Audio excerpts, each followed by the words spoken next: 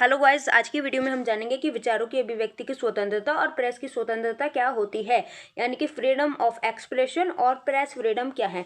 देखो, विचारों की अभिव्यक्ति की स्वतंत्रता का मतलब है कि हर व्यक्ति, कोई भी इंसान हो, वो बिना किसी डर के, बिना किसी दबाव के अपनी राय रख सकता है, अपने विचारों को व्यक्त कर सकता है और जानकारी साझा करने का अधिकार रखता है। यानी कि कोई भी व्यक्ति है, देश का कोई भी नागरिक है, वो अपने विचार, अपनी राय शेयर करने का अधिकार रखता है। मान लो अगर मुझे सरकार पसंद नहीं आ रही, मुझे कुछ चीज़ नहीं पसंद आ रही, कोई पॉलिसी या फिर कुछ भी, तो मैं अपनी इस राय को, अपने विचारों को सामने वाले पर्सन से शेयर कर सकती हूँ, अपने विचार सरकार के समक्ष रख सकती हूँ। ठीक है, इसी को बोलते हैं विचारों की अभिव्यक्ति की स्वतंत्रता। तो ये तो आप समझ गए होंगे। अब बात आती है प्रेस की स्वतंत्रता की। देखो, प्रेस की स्वतंत्रता का मतलब होता है कि जो प्रेस है, यानी कि जो मीडिया है, वो मीडिया संस्था बिना किसी सरकारी हस्तक्षेप या दबाव के खबरें प्रकाशित कर सकते हैं और सत्य को सामने ला सकते हैं। यानी कि एक बात बताओ, अगर मीडिया पे दबाव रहेगा सरकार का या किसी का, तो मीडिया सच सामने ला ही नहीं पाएगी, मीडिया नहीं बता पाएगी सरकार में क्या कमी है या फिर सरकार में क्या हो रहा है। तो मीडिया संस्था, प्रेस की स्वतंत्रता का मतलब ये है कि मीडिया जो संस्था है, वो बिना किसी डर के, बिना किसी दबाव के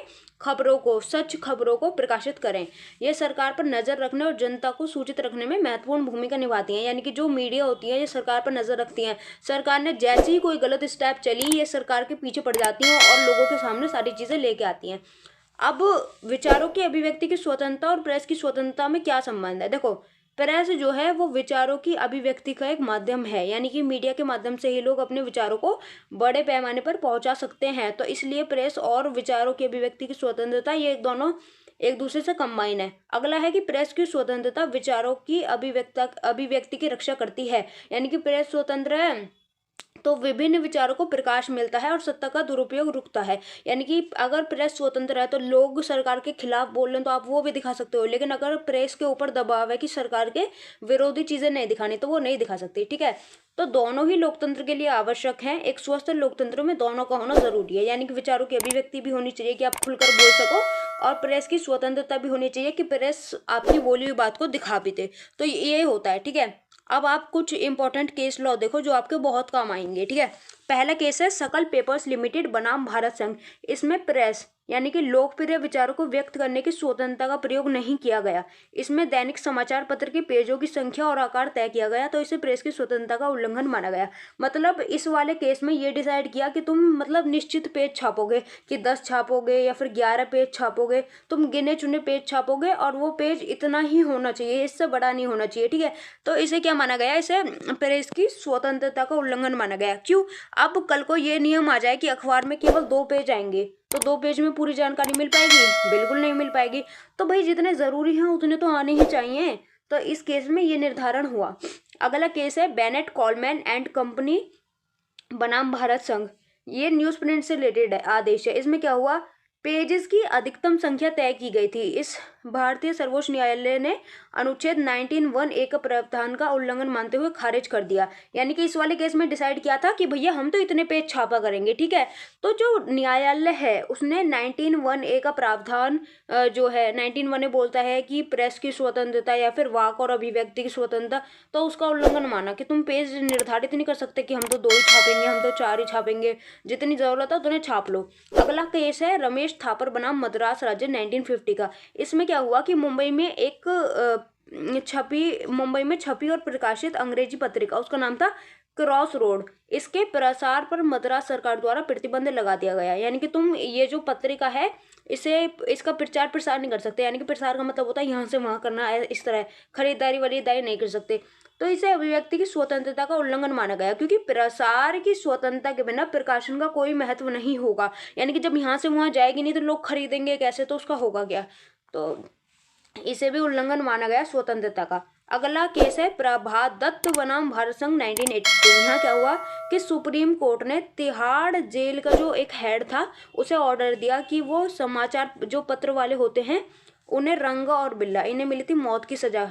तो ये हुए मौत की सजा के दोषी। मौत की सजा के दोषियों रंगा और बिल्ला का साक्षात्कार यानी कि इंटरव्यू की अनुमति दी, क्योंकि वह साक्षात्कार करना चाहते थे। तो ये चीज हमें बताती है कि अगर कोई इंसान जेल में भी बंद है, वो मतलब उसे मृत्यु दंड मिलेगा या फिर कुछ भी, अगर वो इंटरव्यू देना चाहता है, कोई बात रखना चाहता है, तो वो भी रख सकता है। समझ आया हो तो बताना। अब आर्टिकल 19 देख लो, इसमें क्या क्या प्रावधान है। आर्टिकल 19 सब क्लॉज 2 बोलता है भाषण और अभिव्यक्ति की स्वतंत्रता, यानी कि कोई भी व्यक्ति कोई भी भाषण दे सकता है, उसे अभिव्यक्ति की स्वतंत्रता है। लेकिन एक चीज बच्चों हमेशा ध्यान रखना, आपको अभिव्यक्ति की स्वतंत्रता है कि आप तथ्यों को बताओ या फिर कुछ गलत हो रहा है तो उसके बारे में बोलो, लेकिन आपको ये अधिकार नहीं है कि आप किसी की बेइज्जती करो या फिर आप कुछ गलत बोलो, ठीक है। तो ये ध्यान रखना। अगला है शांतिपूर्ण सभा का अधिकार। इसमें आता है कि आपके पास आर्म्स यानी कि हथियार वगैरह नहीं होने चाहिए, तो आप शांतिपूर्ण सभा कर सकते हो, यानी कि बैठ के मीटिंग जैसे लोग करते हैं, लेकिन ना तो आपके पास हथियार होने चाहिए और आपकी जो सभा है वो शांतिपूर्ण ही होनी चाहिए। अगला सब क्लॉज 4 बोलता है संघ बनाने का अधिकार, यानी कि कोई भी अपना ग्रुप्स वगैरह जो होते हैं बड़े लोगों के संघ वो बना सकता है। और ये सब क्लॉज 5 ये दोनों एक ही बात बोलते हैं कि भारत के पूरे क्षेत्र में आवाजाही का अधिकार, यानी कि आप जहां चाहो वहां जा सकते हो, कोई आपका पैर पकड़ के नहीं रोक लेगा कि तुम जम्मू कश्मीर नहीं जा सकते, तुम शिमला नहीं जा सकते, जहां जाना है जाओ। अगला है भारत के किसी भी हिस्से में निवास करने का अधिकार, यानी कि आप कहीं भी रुक सकते हो, कहीं भी रह सकते हो। पहले जम्मू कश्मीर में घर नहीं ले सकते थे, अब आर्टिकल 370 हट गया है, ठीक है, तो ये एक अलग बात है, लेकिन आप भारत के कहीं पूरे क्षेत्र में कहीं भी आ जा सकते हो, कहीं भी निवास कर सकते हो। अगला है सब क्लॉज 6 यानी कि कोई भी व्यापार और व्यवसाय करने का अधिकार, तो ये आते हैं हमारे आर्टिकल 19 के अंदर। अगला है प्रेस की स्वतंत्रता भारत में पूर्ण मौलिक अधिकार है या नहीं, यानी कि पूर्ण मौलिक अधिकार है या फिर नहीं है, तो ये पूर्ण मौलिक अधिकार नहीं है, ठीक है, नहीं, भारत में प्रेस की स्वतंत्रता एक पूर्ण मौलिक अधिकार नहीं है, क्योंकि ये एक अधिकार है जो कुछ सीमाओं के अधीन आता है, यानी कि अगर हम इसे पूरी छूट दे देंगे तो ये हाथ से निकल जाएगा, ठीक है, तो ये कुछ सीमाओं के अधीन आता है, इसमें कुछ बाउंड्रीज है और वो बाउंड्रीज बहुत काम की हैं, सुनना। इसकी स्वतंत्रता का अर्थ है कि मीडिया और पत्रकार अपनी राय और विचार व्यक्त कर सकते हैं, लेकिन उन्हें राष्ट्रपति की गरिमा का संरक्षण करना होगा, यानी कि राष्ट्रपति की बेइज्जती या फिर उनकी मतलब एक जो गरिमा होती है उसका संरक्षण करना है, ठीक है। और कोर्ट की अवमानना का संरक्षण, यानी कि कोर्ट ने जो फैसले दिए हैं या फिर कोर्ट ने जो चीज कही है उसका भी तुम्हें मान सम्मान करना है। और सैन्य और सुरक्षा संबंधी गोपनीयता का ध्यान रखना है।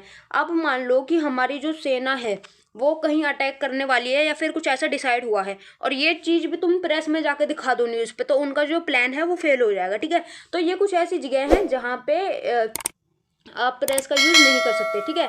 तो भारतीय संविधान की प्रेस की स्वतंत्रता का प्रत्यक्ष रूप से उल्लेख नहीं मिलता है, लेकिन 19 में वाक 19 में वाक की स्वतंत्रता का उल्लेख मिलता है, जिसमें प्रेस की स्वतंत्रता भी आती है, ठीक है। तो कुल मिलाकर प्रेस की स्वतंत्रता जो है वो पूर्ण मौलिक अधिकार नहीं है, इसमें कुछ सीमाएं हैं। इसकी सीमा ये है कि ना तो तुम राष्ट्रपति की गरिमा का खंडन कर सकते हो, ना ही तुम न्यायालय की अवमानना कर सकते हो, और ना ही तुम सैन्य और सुरक्षा से संबंधित गोपनीयता का उल्लंघन करोगे, इनका भी ध्यान रखना है, ठीक है। तो इसकी स्वतंत्रता एक मौलिक सिद्धांत है जो पत्रकार और मीडिया संगठनों को सेंसरशिप या सरकारी हस्तक्षेप के बिना कार्य करने की अनुमति देती है, यानी कि इन्हें स्वतंत्रता मिल ली है, इन्हें इतनी स्वतंत्रता इतनी फ्रीडम मिल ली है कि ये बिना किसी सरकारी दबाव के काम कर सकते हैं, लेकिन इन्हें कुछ बातों को मानना पड़ेगा, जैसे कि राष्ट्रपति का ध्यान रखो, न्यायालय की अवमानना मत करो, सैन्य सुरक्षा, इन चीजों का ध्यान रखो। अब जानते हैं कि भारत में प्रेस की स्वतंत्रता की क्या स्थिति है, कि कितनी स्वतंत्र है भारत की प्रेस, ठीक है।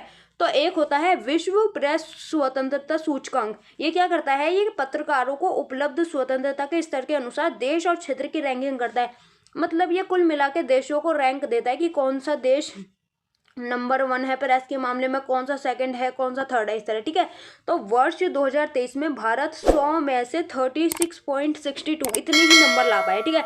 और साथ ही 180 देश की सूची में 161 भारत ने रैंक हासिल की।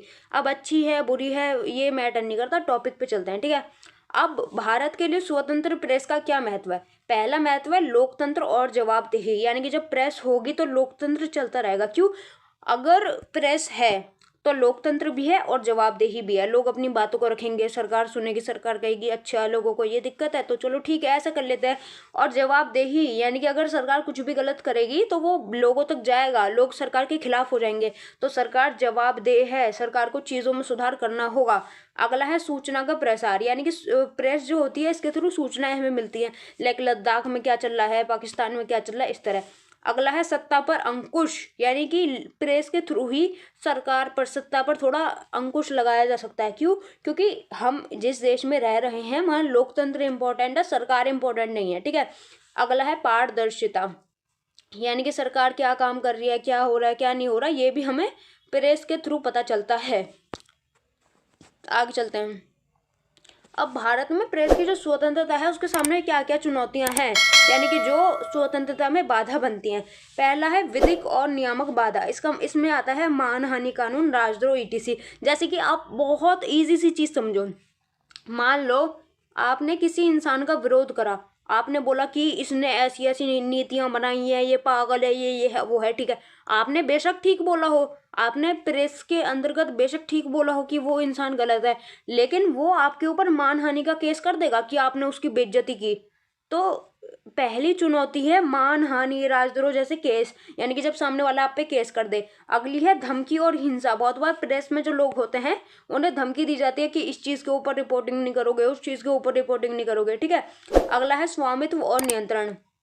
मतलब भारत में मीडिया का स्वामित्व कुछ शक्तिशाली संस्थाओं के हाथ में केंद्रित रहा है जो संपादकीय निर्णय को प्रभावित कर सकती हैं, यानी कि जो जिनका स्वामित्व और नियंत्रण होता है वो ये डिसाइड करती हैं कि तुम्हें क्या चीज़ दिखानी है, क्या चीज़ नहीं दिखानी। जैसे कि आजकल एक वर्ड जो है ना वो बहुत ज़्यादा फेमस है, बहुत फेमस हो रहा है, बोलते हैं ना गोदी मीडिया। गोदी मीडिया में ये तो है कि मीडिया खरीद रखी है या मीडिया से जो बोलोगे वही दिखाएगी। अगला है मानहानि के मुकदमे। वही बात है कि क्या होता है कि भारत में पत्रकार और मीडिया संगठनों को प्राय मानहानि के मुकदमों में निराशा मिलती है, यानी कि उनके ऊपर मानहानि का केस कर देते हैं, वो फंस जाते हैं। तो ये थी कुछ समस्या, ठीक है। अब भारत में प्रेस की स्वतंत्रता की रक्षा के लिए कौन कौन सी संस्थाएं जिम्मेदार हैं, यानी कि क्या क्या इन समस्याओं के समाधान में या फिर वैसे हेल्प करती हैं। पहला है भारतीय प्रेस परिषद। ये क्या करता है, ये प्रेस की स्वतंत्रता और पत्रकारिता के नैतिक मानकों की रक्षा करने और उसे बढ़ावा देने के लिए कार्य करता है। बेसिक सी बात है, भारतीय प्रेस परिषद यानी कि प्रेस से संबंधित है और प्रेस की स्वतंत्रता और पत्रकारों के हित में काम करता है। अगला है सूचना प्रसारण मंत्रालय। इसमें क्या है कि एक सरकारी निकाय है जो भारत में मीडिया क्षेत्र से संबंधित नीति और दिशा निर्देशों के निर्माण के लिए जिम्मेदार है, यानी कि मीडिया से संबंधित ये नीतियां लेके आता है, दिशा निर्देश लाता है। अगला है न्यूज ब्रॉडकास्ट एवं डिजिटल सेंसेशन। यह एक नियामक निकाय है जो भारत में निजी टेलीविजन, न्यूज आदि का प्रतिनिधित्व करता है। समाचार चैनलों के लिए आचार संहिता और समाचार जो चैनल वगैरह होते हैं उनके लिए आचार संहिता लाता है और डिसाइड करता है कि क्या दिखाना है, किस तरह दिखाना है, ये सब। यानी कि कुछ भी तुम देश विरोधी चीज़ नहीं दिखा सकते ऐसे। अगला है एडिटर गिल्ड ऑफ इंडिया। ये भारत के प्रमुख समाचार पत्र और पत्रिकाओं के संपादकों का एक ग्रुप है। ये प्रेस की स्वतंत्रता की रक्षा करने और पत्रकारों के क्या अधिकार हैं, क्या जिम्मेदारियां हैं, उन सबसे संबंधित मुद्दों को संबोधित करने में अपनी भूमिका निभाता है। अगला है विधिक प्रणाली। भारत की विधिक प्रणाली यानी कि जो न्यायपालिका है वो भी प्रेस की हेल्प करती है, यानी कि अगर मान लो कुछ भी गलत होगा तो हमारी जो कोर्ट है वो भी हेल्प करेगी। अब एक और चीज़, भारत में स्वतंत्र और निष्पक्ष प्रेस सुनिश्चित करने के लिए कौन कौन से उपाय किए जा सकते हैं, यानी कि आप कैसे सुनिश्चित करोगे कि जो भारत की प्रेस है वो स्वतंत्रता से अपना काम करे। पहला, कानूनी सुरक्षा को सुदृढ़ करना, यानी कि जो मानहानि और राजद्रोह जैसे जो केसेस हैं इनमें आप थोड़ा व्यवस्था ठीक करो ताकि रिपोर्टर्स को परेशानी ना हो। अगर कोई प्रेस में जाके किसी इंसान के खिलाफ सच बोल रहा है लेकिन वो बोल दे कि मेरी मानहानि कर दी, तो ऐसे में तो फंस जाएगा ना सामने वाला।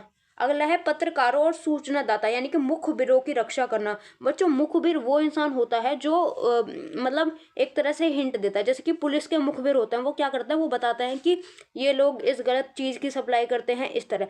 तो जो पत्रकार हैं उनकी रक्षा करना और जो उन्हें सूचना देते हैं उनकी भी रक्षा करना। क्यों? जो सूचना दे रहे हैं अगर उन्हें किसी ने मारा तो फिर सूचना देना ही छोड़ देंगे लोग। अगला है पारदर्शिता को बढ़ावा देना, यानी कि न्यूज से रिलेटेड पारदर्शिता, जो हो रहा है वही दिखाओ, किस तरह हो रहा है सब कुछ दिखाओ। अगला है सार्वजनिक प्रसारण की स्वतंत्रता, यानी कि ऐसा नहीं है कि न्यूज़ हम किसी बंद कमरे में ही दिखाएंगे, हम न्यूज़ नहीं दिखा सकते, ऐसा नहीं होना चाहिए। सार्वजनिक प्रसारण की स्वतंत्रता की हम पूरे देश में, पूरे विदेश में हर जगह अपनी न्यूज़ दिखा सके। जैसे कि यूट्यूब पे डाल देते हैं तो यूट्यूब पे हर कोई देख सकता है। अगला है पत्रकारिता संबंधी नैतिकता को बढ़ावा देना। इसके अंदर आता है कि मीडिया संगठन को एक नैतिकता संहिता का पालन करने के लिए प्रोत्साहित करो जो सटीकता, निष्पक्षता और संतुलित रिपोर्टिंग पर बल देती है। यानी कि आपको अच्छे से रिपोर्टिंग करनी है, ना तो ऐसा हो कि आप सरकार के साथ हो या सरकार के खिलाफ हो। जो चीज़ है बस वो दिखाओ, सच दिखाओ। समझ आया तो कमेंट करके बताना। लॉ रिलेटेड कोई भी नोट्स चाहिए तो आप इस नंबर पे DM कर सकते हैं। क्या टर्म एंड कंडीशन है बता दिया जाएगा। लॉ विद रिया नाम से मेरा टेलीग्राम और व्हाट्सएप दोनों पे चैनल है, चाहो तो फॉलो कर लेना।